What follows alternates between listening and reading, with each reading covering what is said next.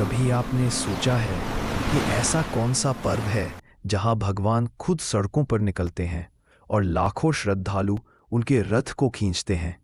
ऐसा अद्भुत नज़ारा हर साल दिखता है पुरी की पवित्र भूमि पर, जहां होता है जगन्नाथ जी की भव्य रथ यात्रा।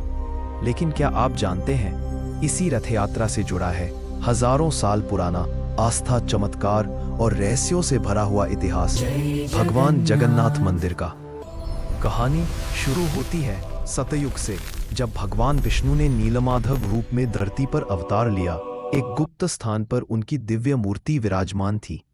मालवा के राजा इंद्रद्युम्न को सपना आया कि समुद्र की लहरों के साथ एक दिव्य लकड़ी, दिव्य दारू बहकर आएगी और उसी से भगवान की मूर्तियां बनेंगी।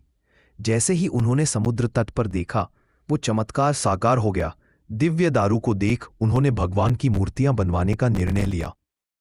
भगवान विष्णु ने स्वयं बढ़ई का रूप लिया, पर शर्त थी जब तक दरवाजा न खुले कोई अंदर न आए। पर रानी की चिंता ने नियम तोड़ दिया। दरवाजा खुला और मूर्तियां अधूरी रह गईं। इसलिए आज भी भगवान जगन्नाथ, बलभद्र और सुभद्रा की मूर्तियों के हाथ पैर अधूरे हैं। पर यही अधूरापन उनकी दिव्यता का सबसे बड़ा प्रमाण है। ओडिशा राज्य का वो पूर्वी किनारा, जहां स्थित है 4 धामों में से एक पुरी का जगन्नाथ मंदिर।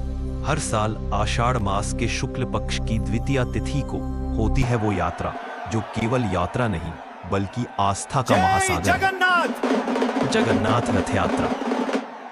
ये वो दिन होता है जब भगवान जगन्नाथ उनके बड़े भाई बलभद्र और बहन सुभद्रा नगर भ्रमण पर निकलते हैं। कहते हैं माता सुभद्रा ने एक बार अपने भाइयों से कहा, भैया मुझे भी पुरी घूमना है। बस तभी से ये परंपरा हर वर्ष निभाई जाती है। तीनों भाई बहन विशाल भव्य रथों पर सवार होते हैं। हर रथ की अपनी पहचान होती है। भगवान जगन्नाथ का रथ नंदी घोष, बलभद्र जी का रथ तालध्वज और सुभद्रा जी का रथ दर्पदलना। इन रथों का निर्माण हर वर्ष होता है विशेष जंगलों से लाई गई लकड़ियों से, और ये कार्य करते हैं वो परिवार जिनकी पीढ़ियां इसी सेवा में समर्पित रही है। लाखों श्रद्धालु पुरी में जुटते हैं, रथ की रस्सियों को खींचते हैं, क्योंकि माना जाता है रथ की रस्सी को पकड़ना स्वयं भगवान का आशीर्वाद पाने के समान है। रथ यात्रा में भगवान 3 किलोमीटर दूर अपनी मौसी के घर गुंडिचा मंदिर जाते हैं। ये मंदिर प्रतीक है मानव हृदय का। माना जाता है जब भगवान वहां प्रवेश करते हैं, वो हमारे हृदय में प्रवेश करते हैं।